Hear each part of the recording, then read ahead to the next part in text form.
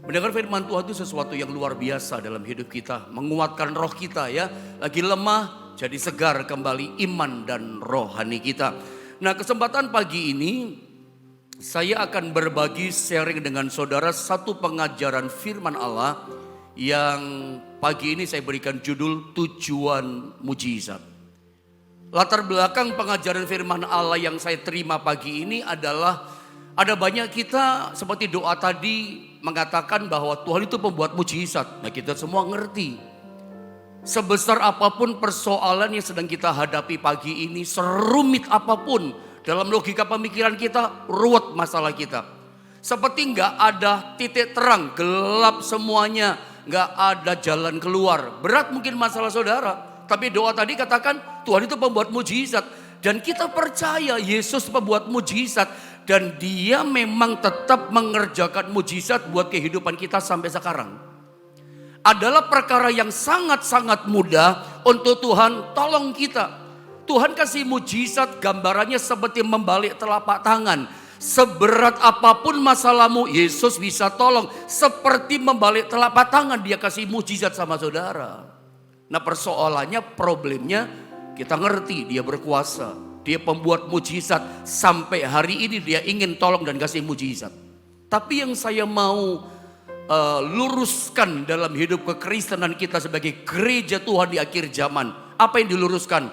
Motivasi kita. Saya berharap lewat pengajaran firman Allah ini tentu apa yang saya ajarkan, saya mengajar, saya punya tujuan. Tujuannya apa? Kita ngerti apa tujuannya Tuhan kasih mujizat. Bahwa percayalah Tuhan itu setiap kali dia beri mujizat, beri berkat, beri pertolongan. Ada mesti ngerti pagi ini. Dia punya target dalam hidup kita, punya target gitu loh. Ada tujuannya, ada maksud mujizat dikasih sama kita. Tujuannya apa? Target-targetnya Tuhan apa buat kehidupan kekristenan kita. Nah, inilah yang kita mesti ngerti. Jangan sampai kita cuman hanya seorang yang senang menerima mujizat. Bahkan selalu saya ajarkan begitu kita ngomong mujizat, ingat loh ya, Tuhan tahu motivasi hati kita. Jangan salah, jangan jadi orang Kristen tiap ibadah, tiap datang sama Tuhan yang kita cari mujizat, nggak boleh. Motifnya hati kita Tuhan tahu ya. Kalau Anda ikut Tuhan dasarnya mujizat, ini keliru besar. Jangan-jangan malah mujizat jauh dari saudara. Karena Tuhan lihat, motivasi kamu salah gitu ya. Jadi Kristen yang dikejar cuman mujizat, sering saya katakan sampai banyak orang Kristen di akhir zaman kecanduan mujizat. Tujuan motivasi ibadah ikut Tuhan cuman mujizat. Dia pembuat mujizat dari awal dikatakan tadi. Mudah dia tolong kita, tapi motivasi itu mesti betul saudara ya. Kita cari datang sama Tuhan karena dia Tuhan. Nah, yang penting kita belajar pagi ini tujuan mujizat itu apa Tuhan buat sama kita. Kita baca ayatnya ya. Yohanes 6, 24 sampai 26 ayatnya. Masing-masing kita akan baca satu ayat, saya 24, Anda 25, 26 sama-sama. 24 Yohanes 6 begini kata firman. Ketika orang banyak melihat bahwa Yesus tidak ada di situ dan murid-muridnya juga tidak, mereka naik ke perahu-perahu itu lalu berangkat ke Kapernaum untuk mencari Yesus. Teruskan Anda baca 25. Ketika orang banyak menemukan Yesus di seberang laut itu, mereka berkata kepadanya, "Rabi, bila mana engkau tiba di sini?" Ayat 26 saudara ya. Sama-sama kita baca dong 2 dan 3. Yesus menjawab mereka, "Aku berkata kepadamu, sesungguhnya kamu mencari aku bukan karena kamu telah melihat tanda-tanda, melainkan karena kamu telah makan roti itu dan kamu kenyang." Esensi dari cerita ini kita sama-sama tahu kalau kita baca di ayat sebelumnya atau kisah perikop sebelumnya. Lihat gambar ini dengan cepat. Bahwa latar belakang dari kisah ini, kisah yang barusan kita baca adalah ini backgroundnya. Yesus memberi makan 5.000 orang laki-laki ya dengan 5 roti dan 2 ekor ikan saudara ya. Ini salah tulis kita saudara ya. Salah tulis lagi ngantuk-ngantuk kali buat gambar ini saudara ya, sorry ya. Jadi modalnya 5 roti 2 ikan, saudara ya. Dan ada kelebihannya, berapa kelebihannya? 12 bakul, 12 keranjang penuh. Sering saya katakan 5.000 laki-laki belum terhitung perempuan sama anak-anak. Penafsirannya bisa 10.000, bisa lebih besar, mungkin 15.000. Nah yang menarik dari kisah ini adalah semua ngalami mujizat sampai kenyang. Bahkan mereka lihat ada kelebihan. Pertanyaan saya kepada Anda semua yang ada, kalau kita misalnya seandainya ada di tengah-tengah 5.000 orang laki-laki, perempuan dan anak-anak itu misalnya. Pertanyaan saya begini kepada Anda, kira-kira ya bagaimana sikap kita, reaksi kita, respon hati kita terhadap Yesus. Kita kayak 5.000 laki-laki ini ngalami mujizat. Lagi lapar, Tuhan kasih makan kita lewat mujizat. 5 roti 2 ikan itu terjadi pelipat gandaan. Dipecah-pecahkan tidak habis gitu. Tambah banyak, tambah banyak. Ini kan mujizat yang spektakuler. Menurut saya ini mujizat yang sangat besar yang Tuhan beri, Tuhan lakukan kepada 5.000 orang laki-laki. Kalau di antara mereka ini ada kita posisi di situ, ngalami itu, lihat itu pelipat gandaan. Kira-kira sikap kita bagaimana ya sama Yesus? Sama pribadi Yesus yang ada di hadapan kita. Reaksi kita bagaimana? Ngalami mujizat. Mungkin Anda berkata, senang pendeta. Setuju. Bahagia pendeta ngalami mujizat. Betul apa tidak? Ketika Anda dalam kesulitan terjepit, Tuhan tolong saudara. Anda sakit dan saudara disembuhkan Tuhan. Itu mujizat loh. Bagaimana reaksi saudara? Senang Pak Pendeta. Bahagia. Apa cukup bahagia? Apa cukup hanya senang saja? Di dalam cerita ayat ini, mereka memang senang. Mereka memang bahagia. Tapi ada langkah kelanjutannya. Reaksi mereka apa? Selain senang, mereka mulai belajar mencari Yesus. Dengarkan saya. Kalau Anda pernah alami mujizat, bahkan saya percaya setiap firman itu hidup. Ketika diberitakan, dilepaskan pengajaran firman, itu akan kita bisa alami kalau kita imani. Saya ulang saudara ya, firman itu seperti perkataan nubuatan, pengajaran firman, pewahyuan yang disingkapkan. Itu bobotnya sama dengan nubuatan firman dilepaskan. Kalau Anda mengimani firman Allah, loh itu bisa Anda alami loh. Berapa hari ke depan Anda bisa ngalami pertolongan Tuhan seperti itu. Dan dengar baik, kalau Anda ngalami mujizat, dikasih mujizat sama Tuhan, kita tidak boleh hanya berhenti puas pada titik senang saya, bahagia saya, sukacita saya. Ada kelanjutannya. Apa kelanjutannya? Anda harus seperti 5.000 orang laki-laki ini, mulai belajar mencari Tuhan. Reaksi kita bukan cuma bahagia, penasaran Pak saya mulai tertarik, otomatis lah orang mulai tertarik. Iya kan? Ngalami mujizat, kita mulai tertarik sama Yesus. Betul. Kita mulai penasaran, tapi tidak boleh hanya berhenti pada titik penasaran, bahagia, senang. Harus sampai gini loh, ketertarikan kita sama Yesus. Belajar mencari Tuhan. Coba lihat ayat ini. Ayat 24. Ayat 24 dikatakan begini, saya baca ya ayat ini untuk setiap kita. Perhatikan per kalimat kata yang ada di ayat ini.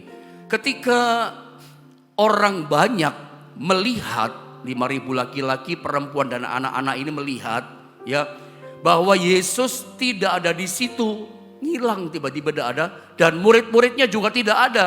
Rupanya Yesus sengaja menghilang di tengah-tengah mereka, maksudnya meninggalkan ribuan orang yang baru ngalami mujizat, sengaja dia tinggalkan dia lewat Danau Galilea. Mereka dikatakan naik ke perahu-perahu itu, lalu berangkat ke Kapernaum untuk mencari Yesus. Ketika mereka melihat Yesus tidak ada, cari murid-murid, nggak ada juga para murid. Mereka penasaran, tertarik sama Yesus. Wah, Yesus bikin mujizat ini. Dekat Yesus nggak pernah kelaparan. Dekat Yesus, dekat mujizat. Makanya jangan pernah jauh dari Tuhan. Dekat sama Tuhan, dekat dengan pertolongan. Sekarang nggak ada pribadi yang bikin mereka penasaran dan tertarik. Harusnya memang orang ditolong mulai penasaran. Wah, Yesus luar biasa ya. Bukan cuma itu. Dikatakan lalu mereka berangkat ke Kapernaum. Untuk apa ribuan orang berangkat ke Kapernaum? Untuk mencari Yesus. Itu Yohanes 6 ayat 24. Untuk mencari Yesus. Mereka mulai mencari Yesus. Dan yang menarik dari kisah ini saudara ya, ini pun harus menjadi satu pelajaran buat setiap kita. Bahwa kalau kita udah ngalami mujizat, harus sampai cari Yesus. Tidak ada Yesus, cari Yesus. Dan ayat berikutnya mengajar kepada kita unik, menarik. Begitu mereka nyampe, mereka tanya sama Yesus, kapan engkau sampai di sini? Perhatikan ayat 25, 26 saya baca ya, sambil saya terangkan ayat ke ayat. Ketika orang banyak menemukan Yesus di seberang laut itu, seberang Danau Galilea. Danau Galilea suka disebut laut, karena kalau Anda tur Holy Land, nyeberang Danau Galilea pakai kapal, pakai perahu, memang kayak laut ya, ada ombak dia, besar dia. Terus mereka berkata kepadanya, mereka bertanya kepadanya, bagaimana pertanyaan ribuan orang ini? Orang-orang itu bertanya begini, Rabi, Guru, bila mana engkau tiba di sini? Di dalam terjemahan bahasa Indonesia yang lain dikatakan, Guru, kapan engkau sampai di sini? Pertanyaannya, Guru, kapan kau sampai di sini? Kapan kau tiba di sini? Di ayat 26, Yesus menjawab. Menurut saya, jawabannya Yesus tidak menjawab pertanyaan mereka. Jawabannya unik ya, aneh juga jawabannya. Dan menurut saya jawabannya ini keras, jawabannya ini bukan cuma sekedar tidak menjawab, tidak enak mendengarnya, pedes perkataan Yesus. Kayaknya nggak cocok dia menjawab, nggak menjawab pertanyaan mereka. Guru, kapan kau sampai di sini? Pertanyaannya begitu, harusnya jawabannya begini. 1 jam yang lalu, itu kan ngejawab gitu ya. Atau ya sudah lama nyampe sini, dari tadi pagi udah nyampe sini. Atau apalah jawaban yang lain bisa menjawab. 1 jam yang lalu atau sudah lama nyampe di sini, itu kan jawabannya. Tapi lihat aneh dan unik seperti nggak menjawab. Jawabannya Yesus pedes, nggak enak didengar. Kapan kau sampai di sini? Lihat jawabannya 26. Yesus menjawab mereka. Apa jawabannya? Aku berkata kepadamu, sesungguhnya kamu mencari aku, lihat ini, bukan karena kamu telah melihat tanda-tanda, melainkan karena kamu telah makan roti itu dan kamu kenyang. Saudara lihat jawaban Yesus, nggak menjawabkan. Dia nggak jawab sudah lama nyampe sini, dari tadi pagi, setengah jam yang lalu, 1 jam yang lalu. Harusnya gitu jawabannya. Tapi dia berkata begini, kamu ini mencari aku karena kamu melihat tanda-tanda. Karena kamu telah melihat tanda-tanda. Bukan karena kamu melihat tanda-tanda, melainkan karena kamu telah makan roti dan itu kamu kenyang. Saya ulang saudara ya, supaya nggak salah ya. Kamu mencari aku dikatakan bukan karena kamu telah melihat tanda-tanda. Karena ini kita mau pelajari. Tapi kamu mencari aku, sudah bagus mencari. Karena kamu makan roti dan kamu kenyang. Maaf kalau saya katakan keras juga perkataan saya, mungkin terdengar. Ada banyak orang Kristen di akhir zaman tanpa kita sadari. Kita ini juga seringkali cari Tuhan itu demi ini loh. Rasa perut kita itu jadi kenyang. Untuk kebutuhan kita seringkali kita cari Tuhan. Dari awal saya katakan motivasi kita gak boleh salah loh.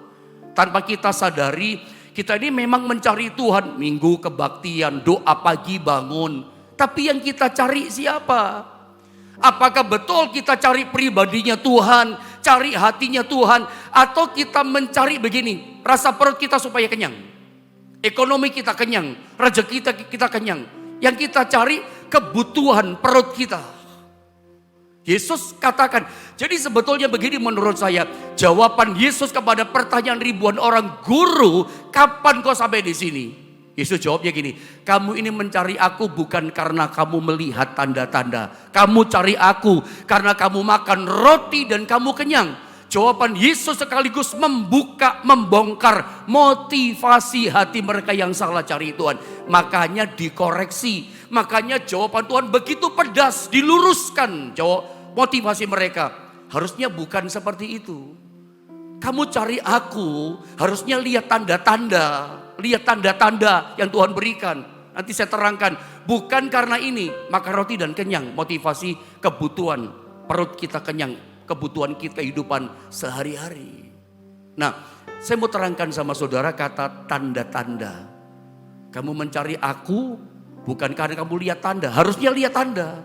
Tapi cuma sekedar ini loh, supaya kenyang kebutuhan kita. Nah, kata tanda-tanda, ketika saya coba cek dalam KBBI Kamus Besar Bahasa Indonesia, Anda bisa searching sekarang di Google tentang Kamus Besar Bahasa Indonesia. Arti kata tanda itu ternyata ada banyak arti, ada banyak pengertian dari kata tanda. Di Google itu ada saudara, banyak arti. Tapi salah satu arti saya sebutkan, tanda itu artinya adalah petunjuk. Jadi tujuan Tuhan mengadakan mujizat itu adalah tanda dari Tuhan, itu mujizat dari Tuhan. Saya berharap sampai pada bagian ini mendasar, kita mesti ngerti. Karena ini yang kita bahas. Apa sih tujuan Tuhan kasih mujizat sama kita? Itu ada target lah. Ada target dari Tuhan buat kita. Ada maksud Tuhan buat kita. Setiap kali dia bikin mujizat, kasih berkat, itu ada target, ada tujuan. Itulah ada tanda dari Tuhan. Itu ada petunjuk dari Tuhan. Setiap mujizat itu petunjuk Tuhan buat kita. Itu adalah tanda yang membawa kita pada tujuan. Tujuannya apa? Makanya dikasih tanda lewat mujizat. Bicara tentang petunjuk, saya nggak punya contoh lain saudara ya. Kita masih ingat tentu waktu kita masih sekolah, SD, SMP, SMA. Biasanya kita diharuskan ikut kegiatan pramuka. Masih ingat ya? Dan saya ya tentu dari SD, SMP, SMA pernah terlibat ikut dalam pramuka. Kalau saya ingat saya itu paling senang kegiatan pramuka itu kegiatan mencari jejak. Biasanya pembina pramuka, panitia pramuka, kemarin tanggal 14 Agustus kemarin saudara ya, itu persis hari pramuka nasional kalau nggak salah ke-62 tahun. Makanya sekolah-sekolah mengadakan kemah kumpul dengan banyak sekolah di satu tempat. Karena kemarin hari pramuka, mungkin anak saudara juga ikut pramuka, ikut kemah kemarin. Nah, yang paling menyenangkan dalam acara kemah itu adalah mencari jejak. Di mana yang namanya peserta pramuka itu saudara ya, sama panitia pramuka, pembina pramuka dibawa ke tempat yang terpencil, yang sepi gitu. Lalu pembina katakan, nanti tujuannya dari tempat terpencil ini tujuannya ke sana, ditunjukkan kira-kiranya. Tapi ikuti jejak. Ya, kalau ada panah lurus, ikuti jalan lurus. Ada petunjuknya yang namanya cari jejak itu belok kanan, mesti belok kanan. Kalau ada petunjuknya mesti nyebrang sungai yang dangkal, mesti nyebrang. Kalau menemukan surat dari petunjuk mesti dibaca. Apa petunjuk yang dibaca tadi keterangannya? Semua petunjuk jejak itu mesti diikuti. Semua pramuka yang ikut peserta itu ikuti petunjuk dengan baik. Pasti nyampe tujuan dan biasanya di sana ada hadiah. Hadiah karena berhasil mengikuti jejak yang dikasih petunjuk sama pembina pramuka. Ada hadiah. Saya kasih contoh lagi sebelum saya terangkan supaya lebih ngeh saudara. Anda pernah cek rekening bank? Pasti sering. Bagi Anda yang uangnya banyak, yang limpah, mungkin Anda kurang merasakan ini karena uang Anda banyak di bank gitu ya. Tapi bagi seseorang yang lagi mengalami krisis keuangan, seseorang yang mengalami kesulitan uang gitu saudara ya, untuk biaya sekolah susah, bayar ini, bayar itu kesulitan, untuk makan enak saja susah gitu. Terbatas uangnya, sedikit uangnya, bahkan hari itu butuh uang. Biasanya orang seperti ini suka cek rekening di bank, ada pemasukan enggak gitu ya. Ada yang transfer enggak. Nah waktu dia cek saldo di bank, di ATM misalnya, karena mungkin enggak punya mobil banking. Orangnya banyak uang biasanya ada mobil banking kan, cek di ATM. Dia kaget ketika cek di ATM, ada transfer uang masuk 15 juta. Dan terjadinya bukan cuma satu kali saja. Berkali-kali terjadi, berbulan-bulan, bertahun-tahun. Dan anehnya si pengirim nonim, tidak memberikan namanya. Bisa terjadi seperti itu kan? Kalau misalnya itu adalah Anda yang alami seperti orang ini, reaksi saudara bagaimana? Ya penasaran Pak. Penasaran bagaimana? Saya pengen tahu orang ini siapa kok baik banget. Orang ini yang kirim ini siapa identitasnya. Anda bukan cuma senang, bagaimana reaksimu? Oh senang Pak, bahagia Pak. Karena itu mujizat, Anda gak kenal, Anda terus dikasih berkat sama dia. Itu berlangsung berbulan-bulan, bertahun-tahun. Hatimu senang kan? Tapi bukan senang harusnya. Anda mesti tertarik begini penasaran. Siapa ya orang ini? Kok murah hati ya? Siapa yang orang ini? Kok baik ya? Ada mulai tertarik kan, pengen kenalan, ya paling dekat lah siapa sih orang ini gitu. Karena itu terjadinya bukan satu kali saudara. Nah saya mau kasih tahu sama saudara, lihat gambar ini. Sebetulnya persis seperti ini tujuan Tuhan. Lihat statement ini ya. Melakukan mujizat dalam hidup kita adalah bahwa mujizat itu adalah tanda atau petunjuk yang mengarahkan kita kepada sesuatu. Jadi dengar baik, setiap ada mujizat yang Tuhan kasih sama kita, itu adalah tanda, itu petunjuk Tuhan yang membawa kita dituntun pada sesuatu. Ada tujuannya di sana. Petunjuk itu Tuhan kasih lewat mujizat. Jadi setiap kali mujizat itu datang, bukan cuma senang, oh bahagia puji Tuhan. Tapi mujizat itu adalah petunjuk, tanda yang Tuhan bawa kita pada tujuannya. Nanti bagian akhir tujuannya apa saya tunjukkan. Karena kita bicara tentang tujuan mujizat. Ya. Dan percayalah begini, Tuhan itu bukan Tuhan pribadi yang suka pamer mujizat atau pamer kuasa. Coba Anda baca sepanjang perjanjian baru, Matius, Markus, Lukas, Yohanes. Ada istilah flexing. Flexing, tahu flexing saudara ya? Pamer kuasa, pamer harta gitu, enggak. Dia bukan tukang pamer. Kalau kita lihat di ayat ini saudara ya, Matius 16, dia bukan pribadi yang ngebior dengan mujizat seenaknya, enggak. Coba saya baca dengan cepat ya. Matius 16 ayat 1 sampai 4 saya baca supaya Anda mengerti.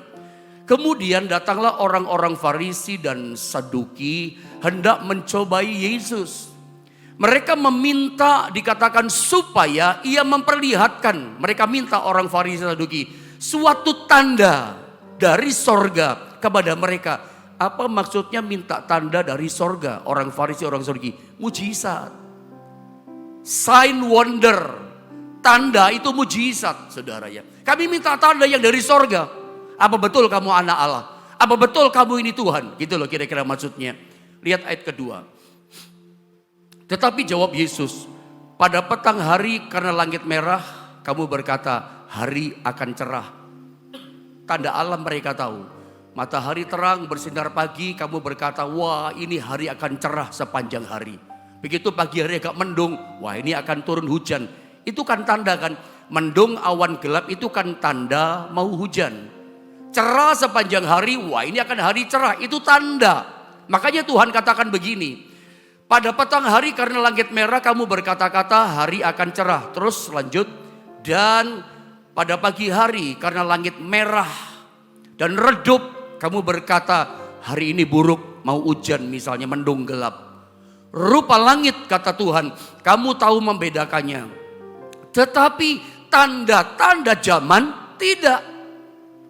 Ayat keempat, ayo sama-sama kita baca. Saya ingin terangkan pada bagian ini sama saudara. Ayat yang kedua, 3. Angkatan yang jahat dan tidak setia ini menuntut suatu tanda.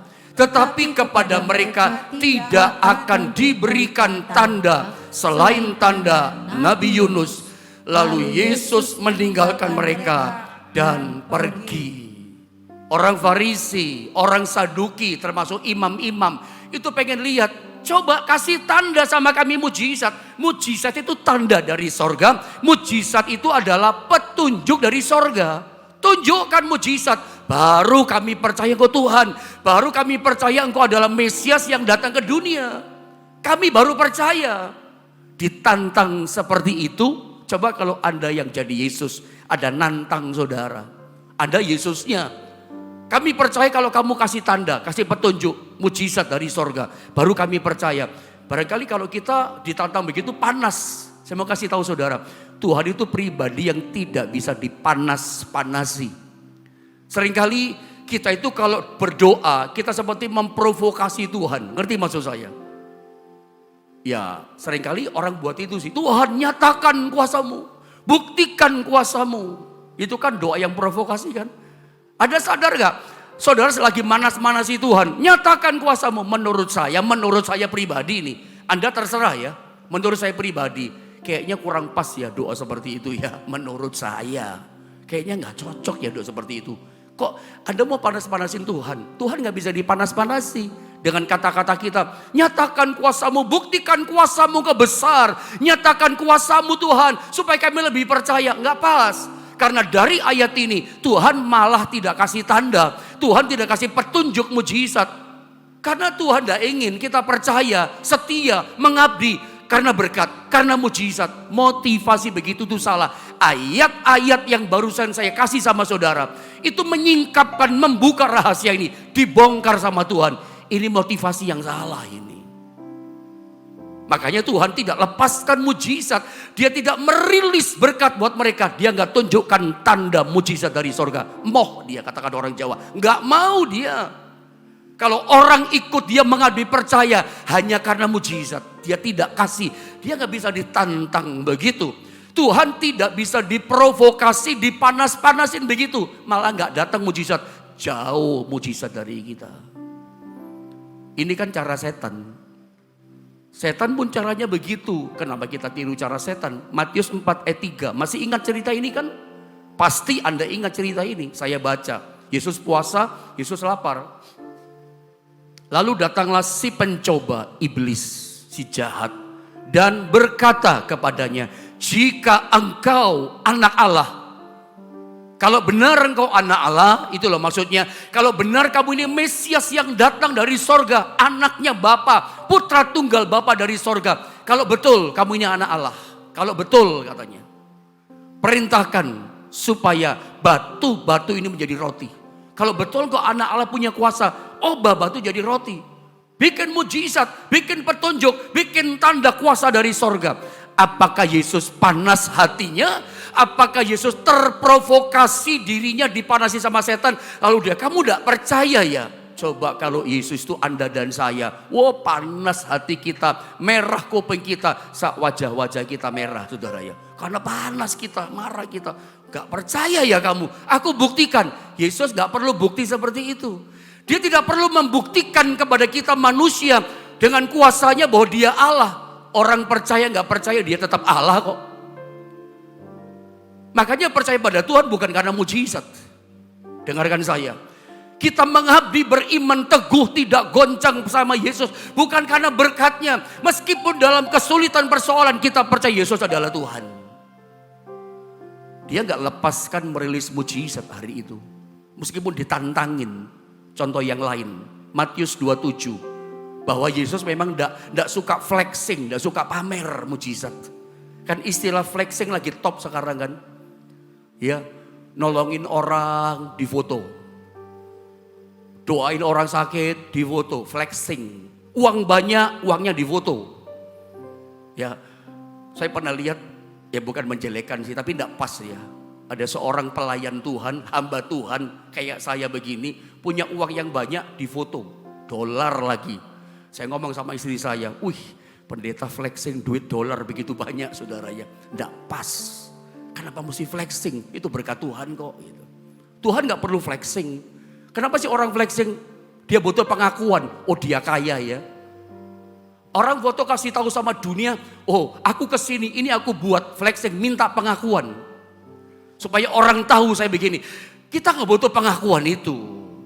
Kenapa kita buat sesuatu, kita merasa butuh pengakuan. Setiap orang flexing butuh pengakuan. Oh dia kaya ya, oh dia makan di sana ya flexing. Ya, lihat ayat ini. Matius 27, 39, 42. Orang-orang yang lewat di sana menghujat dia. Waktu dia disalib maksudnya ya. Dan sambil menggelengkan kepala.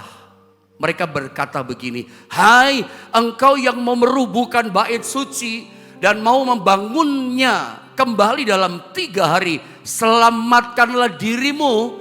Jikalau engkau anak Allah turunlah dari salib itu. Demikian juga imam-imam kepala bersama-sama ahli-ahli Taurat dan tua-tua Israel maksudnya mengolok-olok dia dan mereka berkata, orang lain ia selamatkan tetapi dirinya sendiri tidak dapat ia selamatkan. Lalu mereka ngomong gini, ia Raja Israel, baiklah ia turun dari salib dan kami akan percaya padanya. Sama dengan tadi kan. Orang Farisi Saduki kasih tanda petunjuk dari sorga supaya kami percaya padamu. Ternyata pada waktu disalib pun imam kepala, orang Farisi, orang Saduki juga pasti di situ. Tua-tua Israel berkata, kami akan percaya. Buktikan kalau kamu anak Allah, kamu bisa turun dari kayu salib. Saya mau tanya, menurut Anda pada waktu Yesus di kayu salib, bisa nggak dia turun dari kayu salib? Oh sangat bisa, kenapa tidak? Saya suka bilang, sambil salto 10 kali pun dia bisa.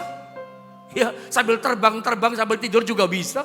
Dia anak Allah, tapi dia nggak butuh pengakuan. Orang percaya hanya karena tanda mujizat. Dia sangat bisa untuk turun dari kayu salib. Tapi dia nggak lakukan itu. Tua-tua Israel imam berkata, kami akan percaya kalau kamu tunjukkan kuasamu. Dia tidak obral kuasa. Tuhan gak bisa diprovokasi, dipanas-panasi loh dengan omongan manusia. Nyatakan kuasamu supaya kami percaya. Ya kalau kita gak percaya dalam masalah yang kita hadapi, yang rugi bukan Tuhan. Yang rugi Anda. Yang rugi saya, yang rugi kita. Dalam kesulitan, keterpurukan kita berkata, aku udah percaya, yang rugi kita kok. Jangan percaya kita, karena kita lihat tanda mujizat. Meskipun dalam kesulitan, apakah kita kehilangan percaya? Kalau itu Tuhan izinkan, hadapi dengan iman. Tuhan itu membuat mujizat. Bagi Tuhan, tolong masalahmu itu sangat mudah. Seperti membalik telapak tangan. Hari ini pun Tuhan bisa sembuhkan saudara. Pagi ini juga Tuhan bisa berikan jalan keluar. Kenapa? Dia pembuat mujizat sampai hari ini. Tapi jangan menaruh percaya kita itu pada mujizat. Dia bisa kok. Betapa kecewanya Tuhan, lukanya hati Tuhan. Kalau kita percaya hanya karena tanda mujizat. Sekarang saya mau bawa saudara dengan cepat, saudara ya. Apa sih tujuan Tuhan lakukan mujizat dalam hidup kita? Tujuannya apa? Yang pertama, supaya kita semakin mengenal pribadinya. Ada tujuan. Seperti anak pramuka tadi, ada tujuannya, nyampe tujuan. Ada hadiah di sana. Mujizat itu menuntun kita. Itu petunjuk, tanda itu mujizat dari Tuhan. Untuk apa? Nyampe di tempat. Apa tujuan Tuhan? Destininya. Supaya kita semakin mengenal dia. Saya baca ayatnya. Efesus 1 ayat 17 sampai 19. Dan meminta kepada Allah, Tuhan kita Yesus Kristus, yaitu Bapa yang mulia itu, supaya ia memberikan kepadamu roh hikmat dan wahyu untuk mengenal dia dengan benar, mengenal dia dengan benar, dan supaya ia menjadikan mata hatimu terang, agar kamu mengerti pengharapan apakah yang terkandung dalam panggilannya, betapa kayanya kemuliaan bagi yang ditentukan bagi orang yang kudus, dan betapa hebat kuasanya bagi kita yang percaya sesuai dengan kekuatan kuasanya. Kekuatan mujizat itu bekerja di hidup kita. Sebesar apa mujizat tergantung percaya kita kepadanya. Tapi ayat ini berkata bahwa tujuan Tuhan, kasih kuasa, maksud Tuhan, kasih mujizat sama kita itu ada targetnya. Targetnya apa? Supaya kita semakin mengenal dia dengan benar. Itu nomor satu. Jadi mujizat itu petunjuk. Berkat mujizat yang Tuhan kasih kepada Anda, itu tanda-tanda dari Tuhan, petunjuk dari Tuhan. Ikuti langkah Tuhan. Tujuannya apa? Supaya kita nyampe tujuan, mengenal Tuhan dengan benar. Jangan cuma kenal dia sebagai, oh dia sumber berkat, haleluya, Anda bersaksi, nggak cukup. Sampai kita kenal pribadinya. Orang kalau kenal pribadi Tuhan nggak mungkin mundur, ya, nggak mungkin dia tinggalkan Tuhan. Dan ada tujuan yang lain yang Tuhan ingin sampaikan pada kita. Yang kedua, apa tujuan mujizat? Yang kedua adalah supaya kita sadar kita nggak mampu, kita lemah, kita nggak berdaya. Ingat, mujizat selalu diberikan sama Tuhan saat kita nggak mampu. Laut Tiberias tertutup, dibelah jadi dua. Singa, Daniel masuk gua singa, nggak berdaya. Singa dibikin tertutup mulutnya sama Tuhan saat kita nggak berdaya. Jadi nggak ada yang disombongkan ya saudara ya. Dua tujuan mujizat. Semakin mengenal dia, tahu kita terbatas, kita butuh Tuhan. Ya, saya mungkin pernah cerita sama saudara. Ilustrasi maksud saya. Ada seorang investasi buka rumah makan di satu tempat. Tapi temannya berkata, kamu salah tempat, itu tempat sepi. Gak ada orang jual rumah makan di situ. Salah tempat, salah investasi, modal udah dibuang di situ. Dan betul, dia buka rumah makan di tempat yang salah. Biasanya kalau rumah makan tuh di kota atau di mana lah saudara ya. Sepi, 2 bulan gak ada orang masuk. 3 bulan dia bertahan gak ada orang masuk. 4 bulan gak ada orang masuk. Dia mulai ketir-ketir. Tapi dia beriman contohnya ya. Dia berdoa sama Tuhan. Tuhan kirimkanlah berkat-Mu. Ada orang beli Tuhan. Ada orang beli hari itu. Sebetulnya orang itu tidak ingin makan di rumah makan itu. Tapi udah terlanjur lapar karena dia kesasar, dia muter-muter. Sebetulnya tujuannya ke tempat yang lain. Dia kesasar masuk rumah makan orang ini. Yang nyasarin Tuhan sebetulnya. Saya catatannya dia tidak pengen makan di rumah makan yang sepi ini. Gak ada orang beli. Tempatnya sepi juga. Salah tempat. Salah investasi. Tapi hari itu dia berdoa. Karena imannya Tuhan kirim disasarin orang itu sama Tuhan. Makan di situ. Dia berdoa lagi. Datang lagi orang kedua. Besoknya lagi dia berdoa. Datang orang ketiga. Orang keempat. Ada 3 orang hari kedua makan di situ karena doanya. Singkat kata. Dari 5 orang hari pertama kedua. Dari 5 orang makan. Mereka cerita dari mulut ke mulut. Makanannya cocok enak. Tempatnya bagus nyaman duduk sama keluarga. Harganya pas dengan rasanya enak. Dari mulut ke mulut, rame lama-lama rumah makan itu. Belum buka orang ngantri gitu saudara. Nah saya mau tanya sama saudara, misalnya gini, kalau Anda punya rumah makan, Anda punya kerjaan, sudah rame banget. Sudah misalnya gini, begitu buka orang ngantri pokoknya. Sampai mau tutup pun orang masih ngantri. Last order masih ada orang mau datang. Saya mau tanya, begitu kondisi ekonomi kerjaan saudara udah rame kayak begini. Saya mau tanya, Anda masih butuh mujizat? Jawaban saudara apa? Enggak lah, udah rame kok. Mujizat diberi waktu kita gak mampu. Anda tinggal, Anda kemana tetap rame. Tapi jangan pernah berkata begini, tokoku rame, itu karena aku pintar masak. Tokoku rame, karena gedungnya bagus. Ada banyak gedung lebih bagus dari punya saudara. Karena aku pengalaman koki pernah di luar negeri. Dan seterusnya, jangan sombong. Anda ngalami toko rame atau rumah makan rame, itu ada mujizat di situ buat saudara. Coba kalau hari itu Tuhan tidak kirim orang kesasar 1 orang, 2 orang, 5 orang tadi. Sampai puluhan tahun udah tutup kali rumah makan saudara. Kenapa? Tidak ada orang beli. Tetap sepi. Tiap hari tidak ada orang beli. Tidak ada orang kesasar saudara ya. Yang nyasarin Tuhan. Tidak ada yang disombongkan saudara ya. Oh karena saya hebat, kenalan saya dan segala macam. Oh ada banyak orang kenalan lebih hebat dari saudara kok. Jangan lupa awalnya. Ya, jangan lupa pada waktu start up-nya, waktu Anda ngerintis, jangan lupa itu Tuhan yang bikin mujizat. Hidup kita selalu ada mujizat. Tapi ingat, tujuan Tuhan bikin mujizat nomor 1 ini. Supaya kita semakin mengenal Dia. Dengan benar. Yang kedua, tujuan Tuhan adalah seperti ini yang barusan kita belajar. Bahwa kita gak mampu, kita terbatas. Tapi kita punya Tuhan yang luar biasa.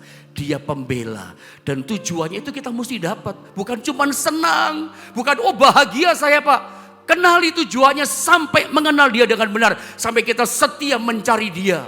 Bukan cuma bahagia. Bukan cuma tertarik. Ada boleh ceritakan keberadaan Tuhan kepada orang lain. Dan andanya semakin kenal dengan Tuhan.